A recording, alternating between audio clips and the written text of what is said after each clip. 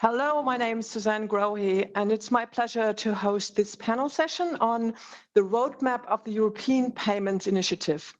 We're getting started by setting the stage by Dr. Joachim Schmalzl, who's going to give us a quick keynote on what the European Payments Initiative is all about and what the first plans are for this.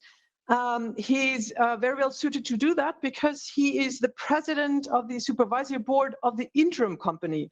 Interim Company is a fancy name for the company that's preparing everything for the European Payments Initiative. Thank you for being here, and the other guests I'll introduce later. And over to you, Joachim. Thank you, and nice to have the opportunity to talk to you about EPI, because it's the important project on the payment landscape in Europe for a long time. Why do we do EP? The retail market is growing fast, developing rapid speed, new payment solutions emerged. Do we need something else than what we have? You think yes. Currently, European players are operating individually on their respective markets with fragmented national solutions, and they do well on the national side, even if you look at Germany with the Girocard. But we do not leverage the potential of a common payment solution at the European landscape. And you look at the world map, Europe is the only region who has no common payment infrastructure. In this environment, we are competing with powerful global players with even deeper pockets who gain more and more control over consumer payments, merchant acceptance solutions, and general infrastructure components. Those players constantly develop and roll out innovative solutions, withdrawing more and more share of value added from Europe. And the solutions are first aimed for their own home market, like China or the US. So Europe and its payment landscape are at risk to become fully dependent on non-European providers that operate outside of European standards and authority. For Europe as a whole, it's vital to stay independent and in control of financial flows. Europe needs a real alternative for consumers and merchants so they can choose between foreign and European solutions. And EPI is the chance to take countermeasures to create a European payment champion governed by European actors based on European standards and European regulation. What will it be? EPI will be a scheme, a brand, and a pan-European end-to-end payment solution. The aim is to provide an all-in-one solution for all major retail use cases in Europe, being in store or digital. And we look at the current consumer behavior and we integrate the current consumer behavior in the whole solution and not one digital part only. So EPI will provide two core products, a physical EPI card on the one hand, and the EPI digital wallet on the other. The digital wallet will hold digital cards and will cater for the foreseen end-to-end instant payment solution. A distinct set of value-added services is supposed to accompany this setup in order to differentiate from competition and to foster an innovative product compilation. So what will we do? What is the value proposition? EPI wants to give consumers and merchants the possibility to choose between foreign European solutions. To be successful, EPI needs to offer a convincing value proposition for consumers, merchants, as well as Europe's economy and society as a whole. For consumers, EPI will offer best-in-class solutions that are easily accessible and usable and broad usable. For merchants, EPI will provide easy to integrate omni-channel solutions at an attractive price, combined with a range of value-added service that fits their needs. And the oligopoly solution we have already now gives room for margins for everybody. For Europe as a whole, EPI will foster sovereignty and innovation. What's the innovation part? Innovation is the core of EPI's ambition in order to provide a real alternative and not only a me-too product to existing ones. And innovation is the core then better only to combine the existing national solutions. The aim is to offer a common European-wide solution based on instant payment. It will provide a consistent technical infrastructure for all payment applications. And furthermore, it will bring instant payment to life at a large scale in euro retail payment by offering one unified interface for all retail payment use cases. We have a long history in Europe to inventing things and then let the usage done by other players in the East or in the West. And we don't want to have the same with instant payment because we are the first one to have it and we have to use it. To make this a European success, European banks and acquirers are already working hand in hand, actively involving consumer and merchants associations.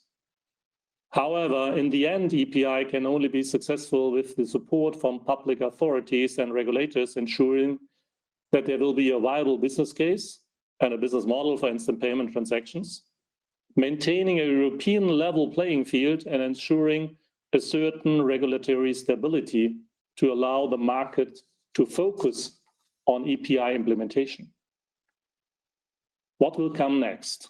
Within EPI, more than 30 of European biggest banks, private banks, cooperative banks, and saving banks, and acquirers from 7 countries have come together to build a pan-European payment champion. The participants have combined their innovative forces in order to develop consumer and merchant-oriented payment solutions that do not need to shy away from international competition. This year, the participating banks and acquirers will decide if they implement the pan-European payment solution. We have the interim company do the work with 40 people with a budget of over 30 million euro to make all the necessary preparation to have the decision made on good ground and on a very easy decidable solution. In 2022, we try and we plan to launch the first solution on a P2P basis. This will mark the starting point for continuous Europe-based innovation in retail payments. Thank you for listening. Thank you very much. And after Joachim setting out the stage for what actually the European Payments Initiative is, it's great that we have representatives of 2 of the members. One is André Bajorat from Deutsche Bank, and we have Gilles Grapinet from Worldline. Maybe Gilles and André, maybe you introduce yourself and tell us a little bit about what you're doing, but also the role that your company plays in the EP scheme. Maybe Gilles, do you want to start? Yeah, sure, with pleasure, Suzanne. Good morning, everyone. Good morning, dear fellow panelists. I am Gilles Grapinet. I am the chairman and CEO of Worldline. And Worldline is currently the largest pan-European acquirer, born from many acquisitions, in particular from banks across the last 6-7 years. Just to give an order of magnitude, we operate payment acquiring services for 1 million merchants across 20 different countries, and we operate roughly in the world 150 different payment brands. And in EP, we joined on the invite of the 16 founding members. It was at the turn of the summer 2020, we were invited to potentially join the interim company as a co-shareholder, and we gladly do so because it is a great opportunity, maybe the first ever, for an acquiring company to be invited to co-design and co-construct a payment brand of the 21st century, and we did not want to miss that. And being a European headquartered and rooted company, of course, we feel also a little bit this as a mission to contribute to this major European initiative. Thank you. André. Yeah, good morning. Thanks for having me, Susanna and the rest. Yeah, my name is André Bajorat. Long history in the banking and payment industry. Worked for several banks and software companies in the last 25 years, and now I'm part of Deutsche Bank since roughly 18 months and head of strategy in the corporate bank. And why Deutsche Bank joined EPI?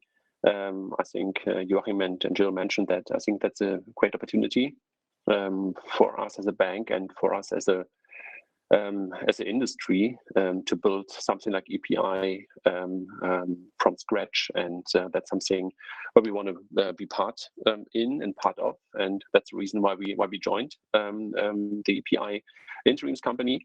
And hopefully we will see a robust and great product at the end. And let's see, and maybe let's discuss what EPI will be and what we all can do for that. Well, that sounds very promising, but like Joachim already said, it's the payment industry is actually a crowded place. You have, of course, the big incumbents like the card schemes, Visa, MasterCard. You have from the East, the Alipays and WeChats, and you have a PayPal. And of course, we do have bank accounts already. So why do we need a European payment initiative? If you allow me, maybe I can start, and then Joachim, and maybe you can add something. I think Joachim mentioned that, and I think we have a great infrastructure with SEPA built in the last years, and which is ready to use. And from our perspective, it's a combination of payments with banking, and combining that in a perfect and smart way. That's something where I think the solution comes from, and the combination, as mentioned, from banking and payments would be absolutely a USP, which you can build perfectly if you build something like API based on the bank account, based on the bank rails, and I think on the top of that, payment is an absolutely relevant infrastructure. If we are looking to the industry, then we see that payment is nearly everything, nearly in every product and every service, payment is inside. And from a European perspective, I think that's on the meta level, we should own as a European industry such an infrastructure by ourselves, and that's something which comes on top. So SEPA combining payments and banking and owning such an relevant and crucial infrastructure is from my perspective reasonable enough to build something like that. Right, Joachim, Jill, do you want to add something? I don't know, maybe Joachim first and then Jill? Some remarks. I think oligopolic situations are never good for the market. So it's good on the first time for the convenience of consumers, but at the end it's always threatening innovation and also threatening at the end also convenience. So we have to do something. And if you look at the European Championship on soccer on Tuesday evening, you saw the main advertiser for this was Alipay. So Alipay advertises on the European Championship in soccer on a play between France and Germany. This was very surprising for me. They come to Europe. So we have Alipay, we have the Chinese, we have the US oligopolists, and we have to decide whether we want to have a European one who is aimed on the consumer behavior of European consumers and European merchants, and not on Chinese and US, because these solutions are always focused mainly on their home market, and they try to give it to Europe so we can use it. And I think it's necessary to have one who is focused on European consumers and European merchants. Right, Jill. Yeah, Susan, I would maybe just add to that with the same reasoning that would tell us that because we have already the international card scheme in Europe and that we have the domestic scheme and that we can do account-based payments, normally Apple Pay, Google Pay, Amazon Pay, Alipay, WeChat Pay should have not been bothered about trying to get into Europe. As a matter of fact, other big players have perfectly spotted that all the existing payment means in Europe are not fulfilling all the needs, all the promise, and most certainly not even, addressing properly the question that was highlighted by Joachim, that there is still room for more competition, which ultimately would be beneficial to all the stakeholders, whether they are issuers, acquirers, merchants. I think that it is also a bit of an overview of Europe to itself. We created the euro at the top. We created many standards at the bottom, technical standard. We invested in instant payment. We have many bricks. And curiously enough, we missed the boat 10, 15 years ago of having our own retail payment brand. to compete with other brands. I think this is something that we believe it's worth a real serious try to fix. And for me, it is also showing that we are not wrong, because many other payment brands want also to crack this crowded place, as you mentioned. Right. Right. So, I mean, what I'm taking from this, and it was mentioned, it is a European. It is based on bank accounts. It's based on SEPA Instant, which are kind of uniquely European. Maybe you have other features that you would like to highlight. Which distinguishes the new European Payment Initiative from like other schemes that we already have on the market? Maybe if you agree, Yeah, I would give it a try. Looking at it from a consumer perspective first, and knowing all these different payment brands that Worldline operates all across various geographies, I must say that in its current definition, I would say that EPI will be unique. It will be actually the only payment brand that would allow a European consumer from the participating countries to do basically everything it has to do with one only payment mean and payment brand. It will be able to withdraw cash from ATM. It will be able to do instant peer-to-peer payment. It will be able to go to do e-com or mobile-based commerce anytime with of course the e-com dimension of EP. Of course, you will be able to pay at any physical point of sale. And fundamentally, I believe it is unique. If you look at the current reality of the European geographies, to do all this, most of the consumers have to go to very different payment brands. For me, EP will be my everyday payment tool for my everyday payment needs. It can literally go along with my life from 8 a.m. to 12 at midnight without having to bother to discover a new way of doing things. This is really pretty unique, and I think it is also telling us that EP is probably the first really payment mean or payment brand that will be sought for the use cases of the 21st century, for this hybrid society, having still a strong physical dimension, but having clearly now a very clear way forward in the digital economy. And I think it is also pretty unique. Most of the payment brands have been sought in the 80s or the 70s and are still suffering from the limitation of their design at that time. Yeah, yeah. Joachim, did you want to add? Well, it was very well explained from Jill why we needed and what they will do. Maybe just to add one thing, we recognize from a lot of research we did and also from consumer behavior we have, at least in Germany, is that the customer likes to have all the information about his usage and payment on one place on the current account. And this is not reality now. He has to have different balances on different payment methods to go to manage his daily life. So what we offer is that he can manage this with one solution, and he has one, as we call it, anchor point, which is his current account. There is this real oversight of all he has done, what happens, and he has one central point. Right, right. So maybe, Andre, yeah. If you allow me, let me add something. So I think from a USP perspective, I think we have to have in mind that we are not a conventional challenger. So I think the relationship we have to our customers is absolutely the strongest benefit we have. And if we couple these relationships with an attractive offer, and that's something we have to build. So absolutely sure, yeah, that we have to build a real good and attractive offer. I think this is our real USP, that the solution is part of the relationship we have with our customer. Yeah, so we don't have to convince them to maybe to update something or to install a new product or a new KYC. Yeah, so we have the relationship, and that's, I think, from my perspective, is one of our absolutely unfair advantages if we are able to use this unfair advantage in a smart way. Yeah. So basically, the idea is I have a SEPA account, and then I have EP if I want. And I maybe download an app, get a card, but it will be distributed by all the banks joining it. That's the idea, right?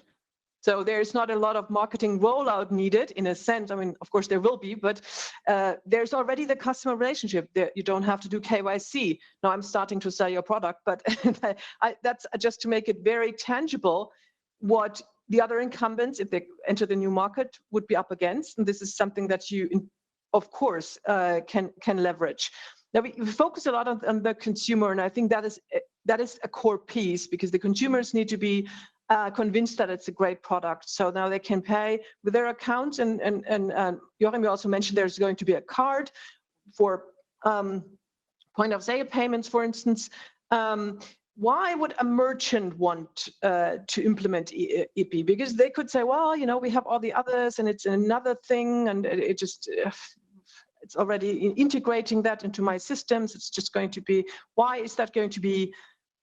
What is your argument for the merchants to say, yes, I'm going on board? Joachim, would you like to start?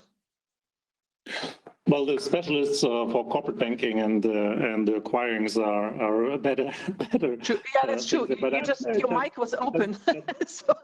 I just want to have one point. I think it's the omni-channel solution that's easy to implement. That's the one thing on an overall basis. But just to comment something to what you have said before, if I'm allowed, it seems to be an easy task. It's on a theoretical side. It's very logical that we need the European EPI solution. It's very logical to it. But we have maybe we can talk about this later on. We have to think that we have a reality there that everybody has something invested. Everybody has contracts with somebody. Everybody has certain plans, has certain innovation strategy, and so on. And to align the whole European community in a combined effort regarding with different situations, different circumstances, this is the main problem and the main challenge. It's not the vision. The vision is very clear for everybody, and the logic is also very clear for everybody. But to make it reality in a situation where banks have a lot of challenges to get margins and to get profits, and it's completely different in each of the country, and the situation is different in each of the country. This is the challenge, not the logic and the vision. Yeah, let's come back to that later. That's a really valid point, and I wanted to raise it. Maybe, Jules, you want to sell it to the merchants. You are selling it to merchants anyway. So.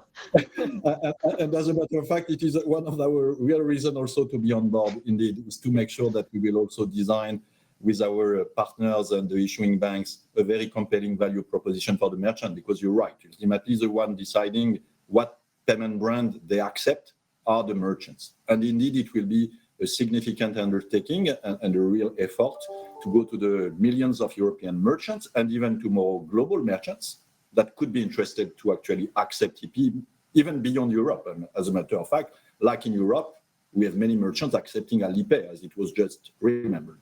So for me, clearly, the first reason for a merchant to be convinced is Andre's point.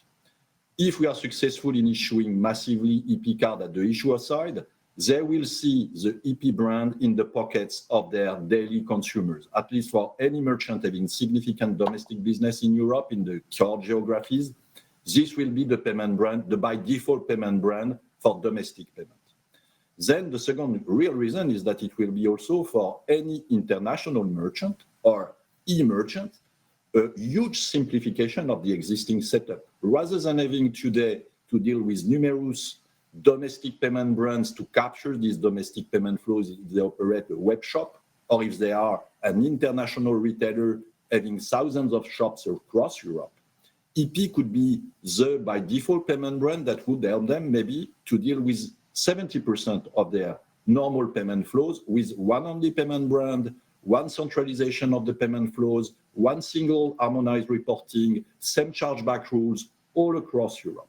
This is just a breakthrough phenomenon for companies like IKEA, Adidas, name them, McDonald's across Europe. It will be, I think, something that we can sell.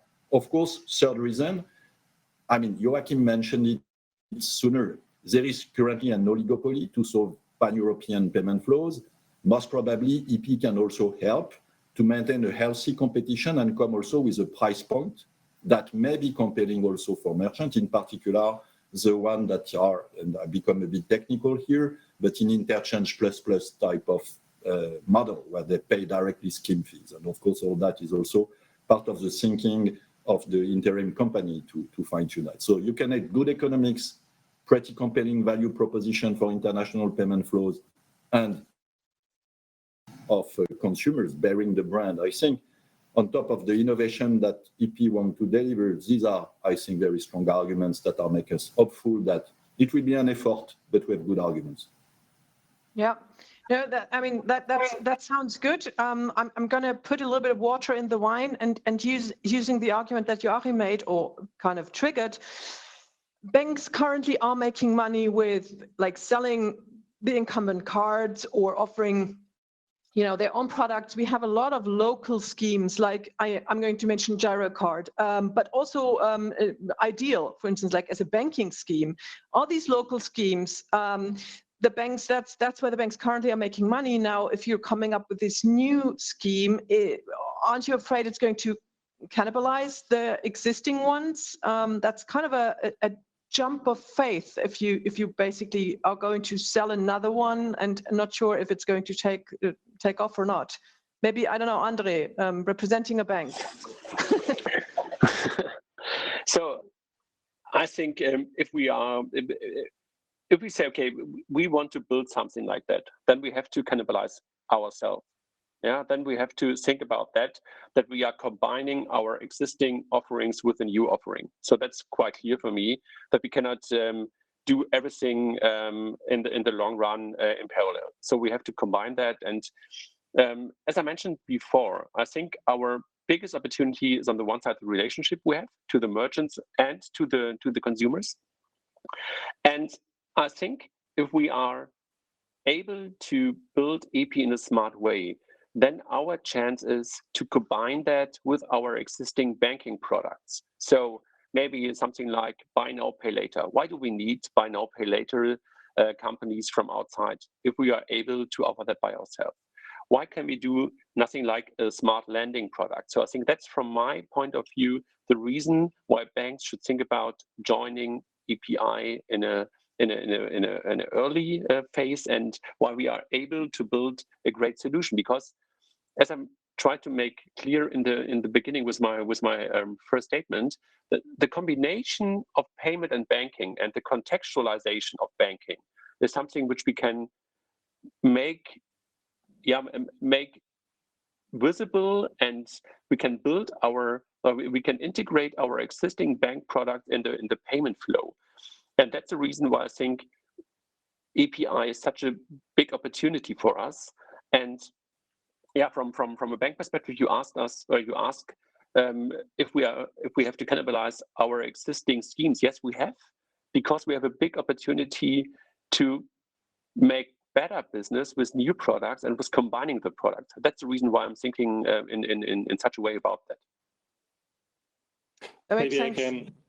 I can add a little bit, because the German saving banks are a great supporter of Girocard. So, and we work a lot of it, and we made it technically feasible to each, or we try to make it feasible to each of the payment methods it is, and it's also working on Apple Pay and so on.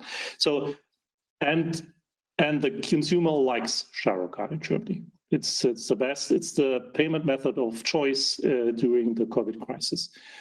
And nevertheless, I agree with Andre that we have to think about cannibalization of Girocard, because Girocard is not able to get all the technical innovation which are necessary to compete at the end with the oligopoly situation we have. So we have to think about how to work together with others. And EPI could not only be an update or only to be a combination of national solutions. It had something better. It had to be more innovative. And we have to combine the innovation volumes of the European banks and acquirers to build a better solution, and not on a national basis. So we have to combine forces. We have to combine money to get innovation, an innovation pool to invest for that, and not only on national side. This is the main reason. So We are very good on the current on some of the payment methods in the national side. You mentioned Ideal. You mentioned, maybe you can also mention Bizum. You can mention Girocard. You can mention Carte Bancaire. But they are only part of the solution of the payments, and we have to do a one-on-one solution. But what we need is a clever migration strategy. We can't stop innovation on Girocard and bet all of our volumes on EPI. This is not possible. So we have also get a very clever migration strategy from the national payment methods into the EPI, and we're already working on that.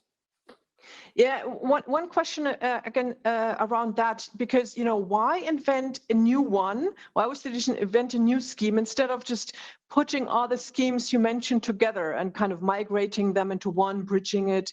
Wouldn't have been that an opportunity as well? Like a Carte Bancaire and a Girocard combined, plus the I don't know how Ideal would trigger it to put into that, but that could be one thing. If I'm thinking about that, Susanne, I think that could be a solution, a theoretical solution. But from my knowledge in the last years, combining all these existing solutions will be a mix of solutions and not a good solution. So I think you need something like a greenfield approach to build a new rail, a new payments scheme. That was something Joachim mentioned in the beginning, based on a modern technology. I think you have to bring the assets in the new solution. Yeah, you have to bring your experience from the other solutions in the new one. But combining that and bringing all these pieces together and try to make this a great and new solution, I don't believe that. So I think the greenfield approach, which we are doing with the EPI company, is, from my perspective, hopefully the more successful one than combining the existing ones. But maybe, Jill, you want to add something? Yeah, sure. Along the same lines, Andre, because I'm really with you here. I mean, just throwing three ideas on this very good question, Susanne. The first one is that most of the domestic payment schemes have been designed in the 80s or the late 70s in terms of architecture and typical features. Honestly, they are 40 years old. Some of them made great breakthrough trying to follow on internet, entering into the tokenization world. Not all of them could. And as a matter of fact, as you know, payment is a business of details. If you go to the next level of details of the way these schemes are functioning, it would be a real nightmare to go to a type of interoperability of domestic payment scheme. It would go to a type of very common minimum level of services that would not be a very strong promise in the 21st century.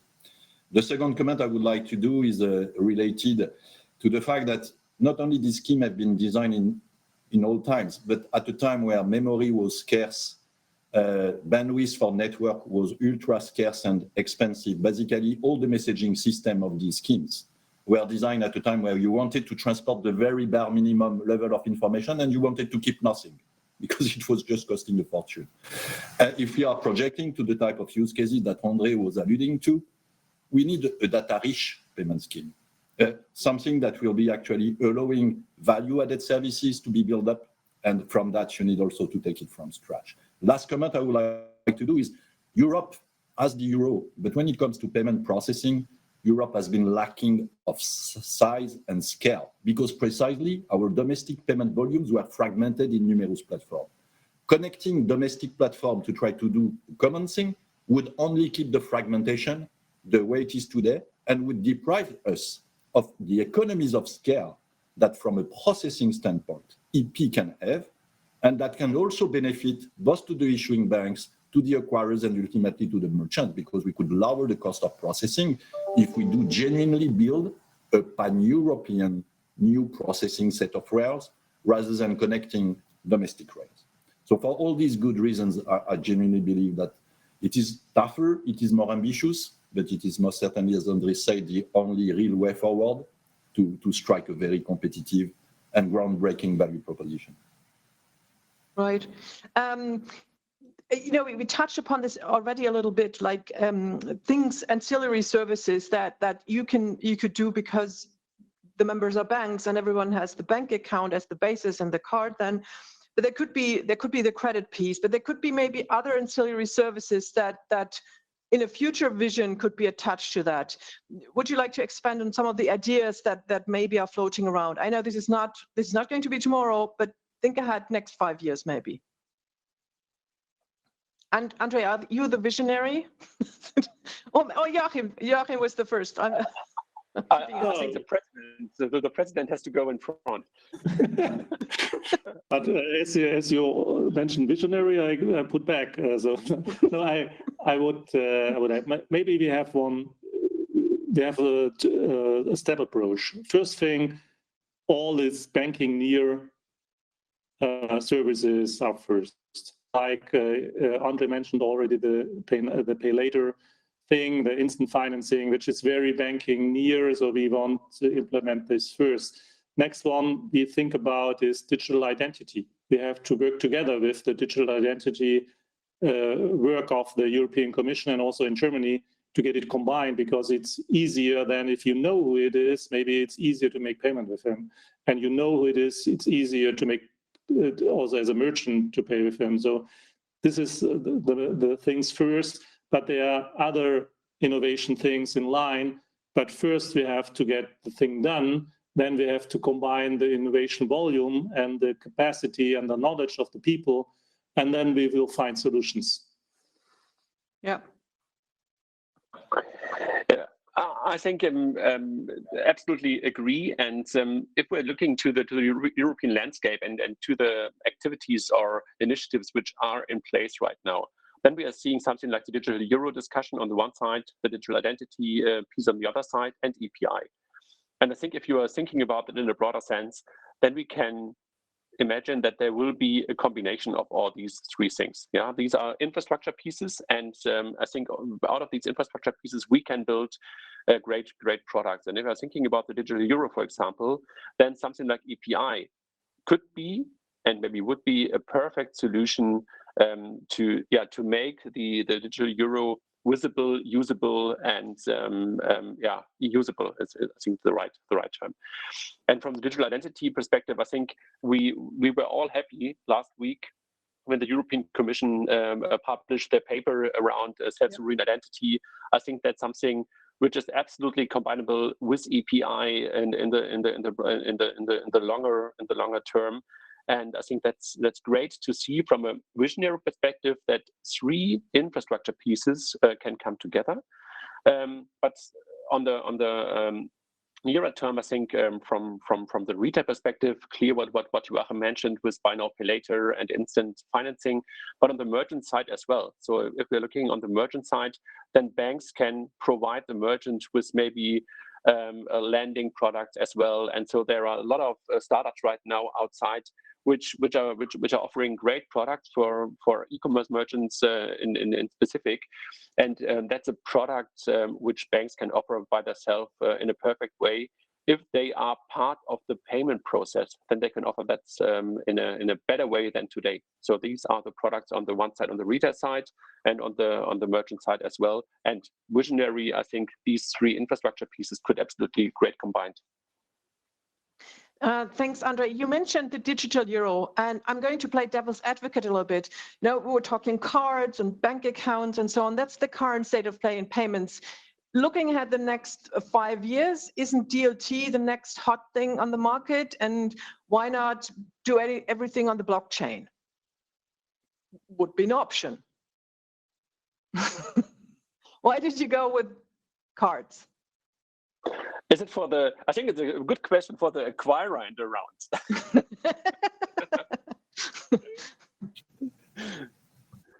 Okay, switching my mic. On many thanks, Andre. I won't forget this one. But in all fairness, I mean, we are all, and I guess most of us in this conference, we all know the world of payment, Susanne.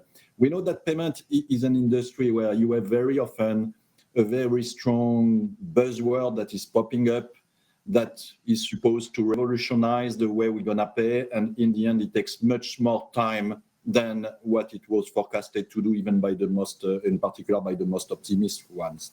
So to your question, I mean, let's see where the digital euro would go or the blockchain-based technology. Definitely, they will play a role in the payment world, and the digital euro, I'm pretty sure, will find some relevant use cases. We are all contributing to the work of ECB or to the local central banks, as Worldline does, of course. This being said, what I have learned in my 20 years in payments is that ultimately, what really matters to make the big volumes is the way Mr. and Mrs. Everybody in the key countries are actually paying. What do they really trust? What is bringing to them a real differentiating value? What they've learned and what they trust. And experience shows that you do not move the habits of Mr. and Mrs. Everybody, whether it is Mr. Müller in Germany or Mrs. Dupont in France, because you have a fancy technology and a nice promise. It will take decades.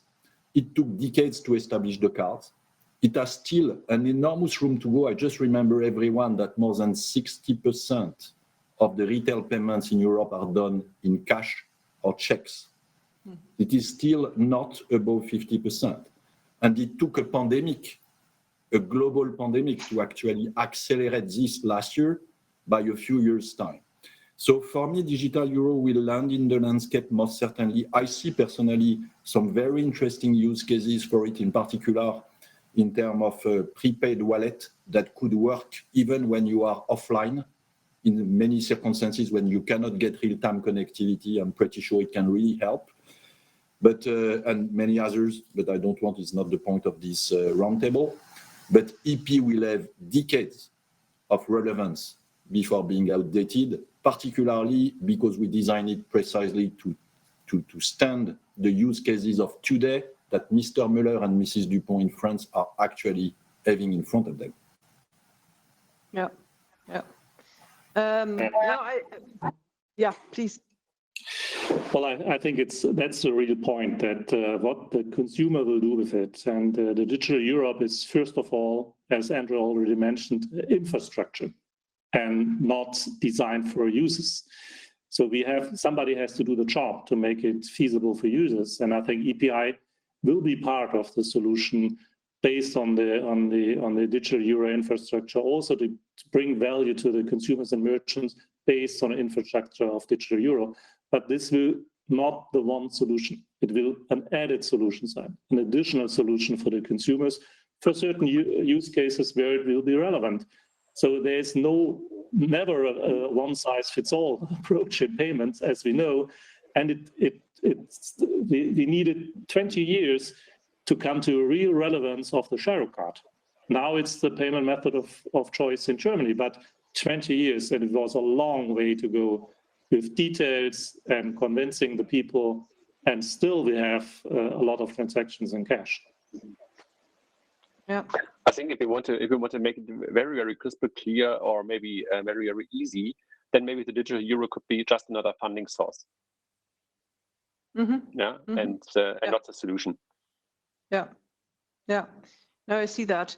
I mean, that's probably going to say a lot. I did Interrail in 1988, 89, something around that. And the way I traveled, I actually went to France. I went to Avignon, and I needed to get francs, of course. And then I had this little blue Postsparbuch, from the postal banks. And then I had to get in line at a bank and then withdraw, I don't know, like little money to pay for the tent or something like that. And this was, I thought this was very modern, of course, Then later on, I got a Giro card, which is co-branded with Maestro. And only much later, I learned that when I use it in France, it's actually not a European scheme. In Maestro always sounded, it's called, EC card. It always sounded Euro card. It always sounded so European. It's actually not.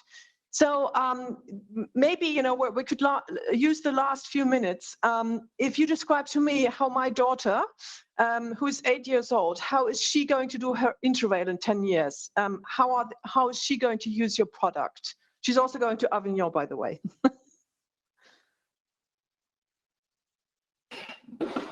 Well, maybe I start. I hopefully we get it done that most of her payment is done by Internet of Things, and it's a very convenient way of payment. So we implemented a lot of the payment necessity in the things she is doing, and payment is, by the way, done. And we hopefully, the infrastructure he's using is from EPI, and the solution we have it for because he has a current account of one of the German banks or saving banks. I prefer one of that. And then she's lucky. And this should be the way. Payment should be not something she has to worry about. It's something which works, and it works convenient and easily, and as we say, by the way, and not as she has not to focus about where do I get the money, what do I have to put with me, in what country I am, what kind of method I use. Is it online? Is it POS? Is it P2P? I have one solution, and I don't even think about how it works. It's done. And I think that's absolutely the right point. Yeah. So that was what I tried to make clear in the beginning, that our relationship to our customers is key. Yeah. And if we have something like the API product, card, and wallet, and so on for our customers, then you don't care about what they want to choose. So it's there, it's in place, and they can use it. And I think that's absolutely our unfair advantage if we do it in the right way. And my daughters, they are 14 and 12. They don't care about if it's a Maestro, Visa, Giro, Visa, whatever. They have a smartphone, and they have the card inside, and they are using the smartphone to pay. So sorry to say, but the funding source, they don't care. They don't know about that. Yeah, they don't want to schlep around the either a card. So it's usually the phone that is. Even my daughter, she doesn't get it, but she's asking for a wearable because she thinks that's cool. So obviously, this will be something how it needs to be integrated. But then in 10 years' time, maybe wearables are. The old thing. We don't know. I think we don't know what will be the new thing. But definitely, I mean, of course, coming back maybe to the start.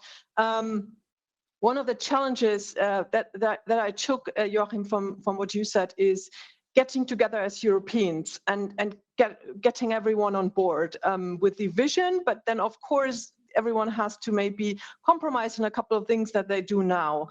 I mean, just and you can give me a political statement on this, but what do you think you're going? How is that going along? We see Europeans in a sense reuniting because China, Russia, the US, it's maybe on a global scale we feel a bit crushed here.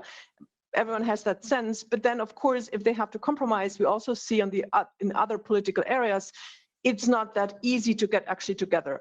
How do you see it? How it's going to work out here?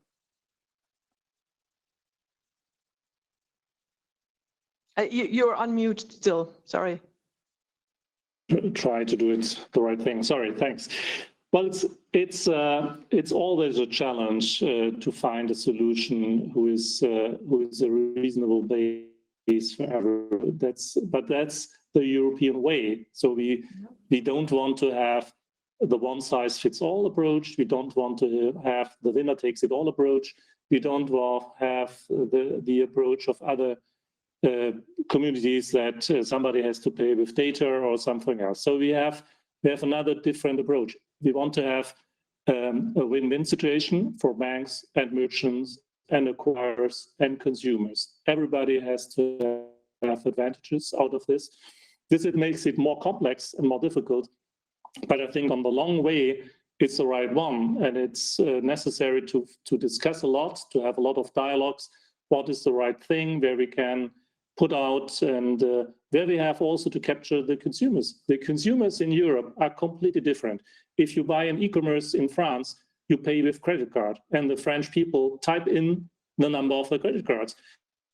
In Germany, the payment method of choice is not PayPal, it's paying by invoice. So you first want to have the goods, like from everybody, look what you want to use and send back the rest, and then you pay only for what you have taken. So it's a completely different behavior, as I understood from our research. That's not the typical behavior in other countries. So we have to live with it where the consumer is.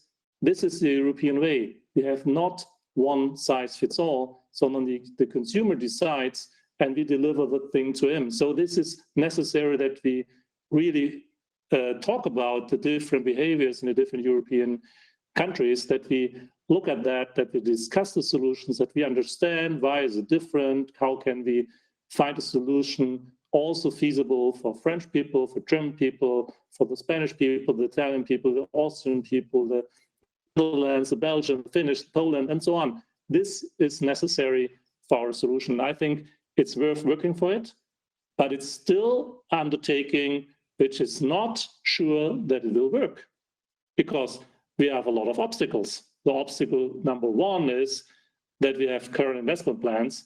The obstacle number two is that the competition is not, oh, the European want to think about, let's stay away for 2 years in Europe and let them work it out. So they are still there and they're still increasing their competition. So this is the main problem and the main challenge we have. But I'm very optimistic. I'm always optimistic, and I have to handle the political situation in the saving banks. And I can say to you, it's also not always easy. So you come best prepared. That's great. And as we could tell, I mean, Jill, I think you should be hired for marketing for EP. You know, we had talks before, and you sold it to me. So I think you're best suited to make this a success, and I would wish for Europe that it happens. This was a very interesting discussion. Thank you so much for joining this conversation. And well, I would say everyone who's listening in, thank you for listening, and stay tuned to what's going to happen next with the European Payments Initiative. Thank you and goodbye. Thank you, Susanne. Thank you. Bye.